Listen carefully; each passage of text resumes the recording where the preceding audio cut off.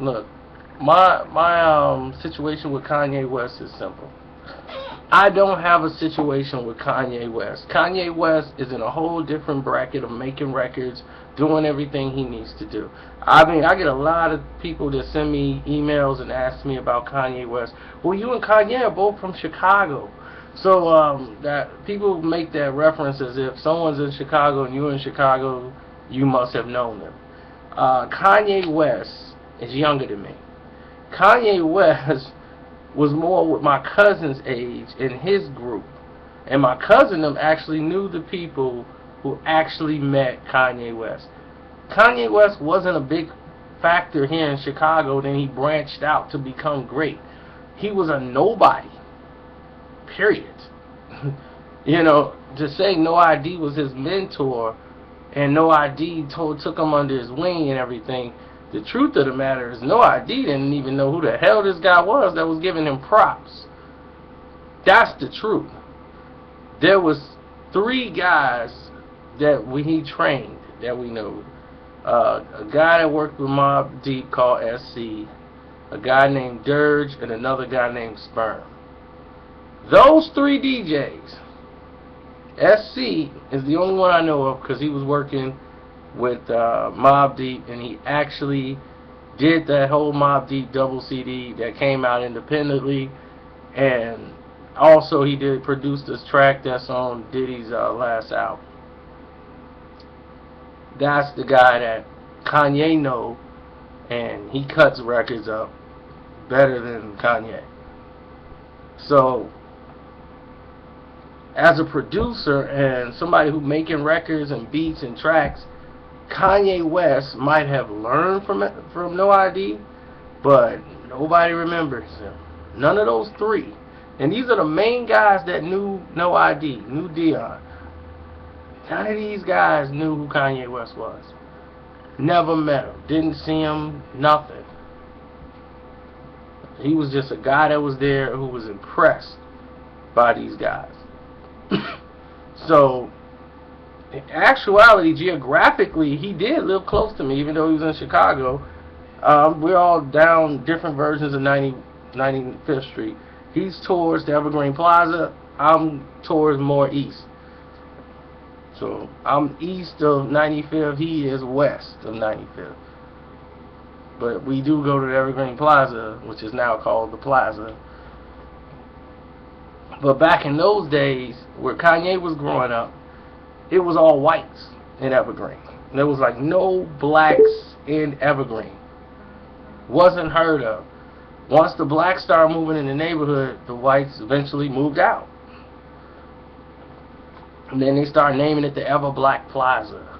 You know, just coming up with different disparages of names. Now, since Kanye's made his rise, you know, Chicago always supported him. You know, since his whole movement, when he left, he came back, he actually tried to put guys on and get guys in Chicago deals, put them on records, people from Jeffrey Manor. So if you're from Chicago, you know exactly what I'm talking about. The Go-Getters, you know, them dudes on 103rd, 111, they was getting pulled on. So, you know, it was like, what's the problem? You know, he messing with Twister and the Moles and putting them on. He was getting people records done, you know, and producing and doing things that he didn't really have to do when he could have just been focusing on his rap career. But as he reached a different plane, to a different spectrum, now he wants to go into fashion. He's always been an artist, went to art school, so it's not out of his realm. But what you've been seeing now is what y'all talking about, Kanye West rants. In actuality, what he's saying, his basis of his information, it's true.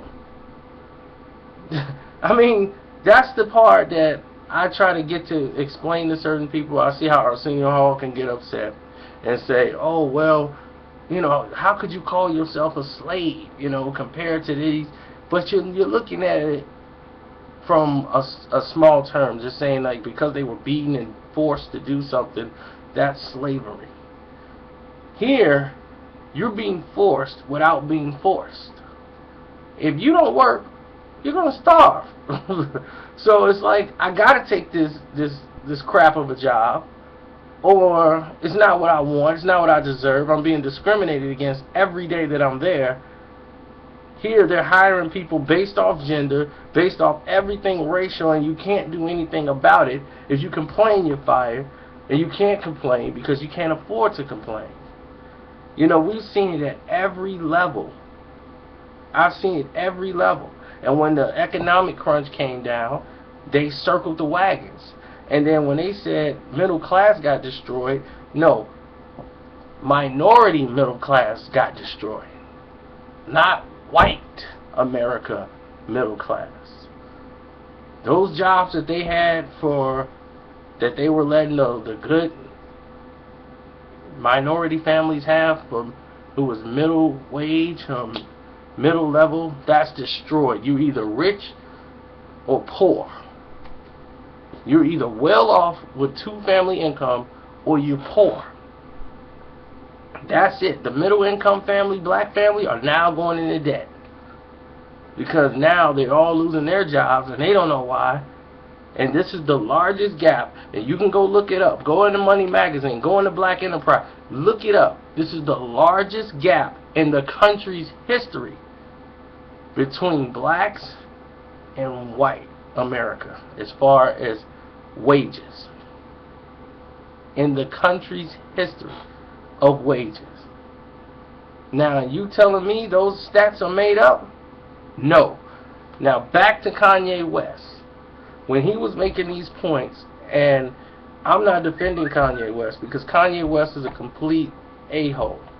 Because he brings these issues up, yet he does nothing about them.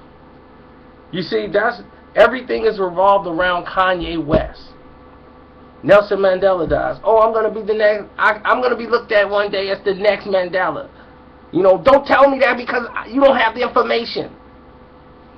I'm like Marcus Madonna. No one picked Marcus Madonna. He was the underdog. You know, and he came in there and he did what they didn't think he could do, but he knew in his heart that he could do it. How is that not Kanye West? You see, everything that happens in life revolves around Kanye West. That's how he portrays himself.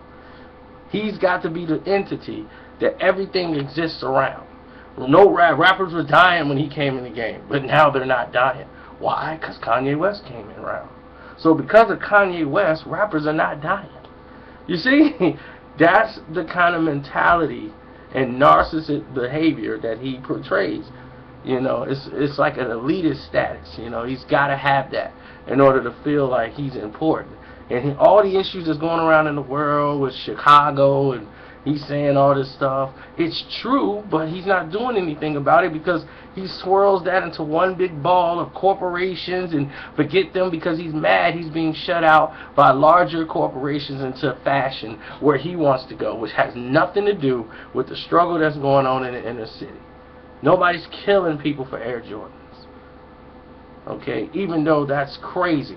But if Nike would have said, we give you royalties for your shoes, the same issues you have with Nike, those would still exist in the community. And this is the company, a corporation rather, that you compare it to. So, of course, they're slave to brands. We all slave to brands. Some people say, hey, I want this quality, I want to do that. That's why I never fell victim to it, because I was aware of the brainwash.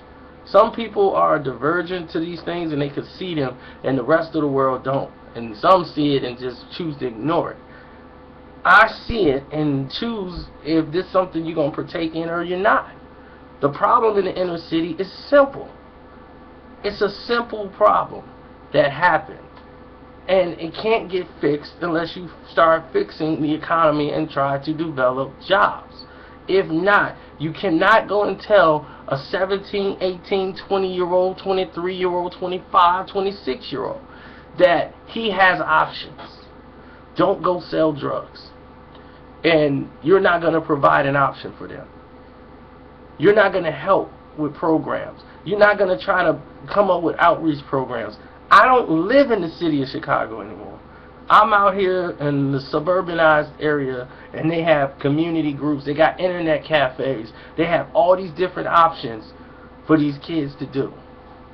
They got a playground with actual parks where people can construct and build things. They got skateboard ramps for these kids, suburbanized kids who want to skateboard. Why they can't have that in the city? And don't say because they're going to tear it up. How do you know if you haven't built it? You haven't given them a chance. Let's get these internet cafes up. Let's get some teachers in there, volunteer to teach. We had teachers that volunteered to come in and teach these young kids a trade so they would learn something coming up, because the school systems are failing them. Because they're overpacked, and then teachers are overstressed, they're overworked, they're being underpaid, so their jobs are being closed and schools are closing down. Where are these kids going to go? The person that's supposed to be teaching them don't have a job. They're not working. They can't teach them. So they're going to go out and just get money the best way they can. And then you're going to say just stop selling drugs and stop the violence, but what are you going to give them in return? They would love to stop. You overcrowded their neighborhoods in Inglewood when you shut down the projects, when you close down and knock down buildings. How you going to knock down buildings without having an exit strategy plan of saying, what are we going to do with these people? We're going to knock them down out of their homes, tear it down, rebuild expensive new homes, give them all checks, but they can't afford to live here no more. So they can't come back. They got to go somewhere else. Gentrification is what it's called. But they knock all that out, and now the whole area in the scene has changed. Because now not a lot of blacks are downtown. Because those buildings were in the way of being downtown. So now, instead of having a lot of black element hanging out downtown, downtown has been revamped. Now it's more modern for Euro people to come travel so that they can try to get the Olympics. That's all they want. They want that Olympic money to come here, since we had World Cup back in '94. And ever since '94, they said, well, we need an Olympics here. We had World Cup '94. That was outstanding. All the money, the revenue, the businesses were hot. What we got to do is get those Negroes out of those buildings. How? Let's give them checks, tear down where they live, tell them they got no choice. And where you think all those people were who was there, the good and the bad? They're going to go to the area you sent them. They're going to buy houses in the areas that they can go. And most of them ended up in Inglewood. Now you got a war zone between guys trying to set up turf with guys who already had turf there. And now you got drug wars and gang fights every day, and the people become living hostages, basically. And these are the issues that are happening in that community. And once again, Kanye West brings up all this, but what is he prepared to do to help? Nothing. He's complaining about Ralph Lauren, and they won't let me do this, and then they don't want me to have royalties. They don't want my kids to eat. You know, it's always about him personally. So and that's why I can't take Kanye West seriously, even though he brings up real issues. Kanye West doesn't think outwards. He always thinks inwards. So it's about whatever matters to Kanye West. Somebody trip on the street, down the street, he's going to say and get run over by the car, I'm the guy that keeps getting run over, but I keep getting up. Why is that? You know, Kanye is out there.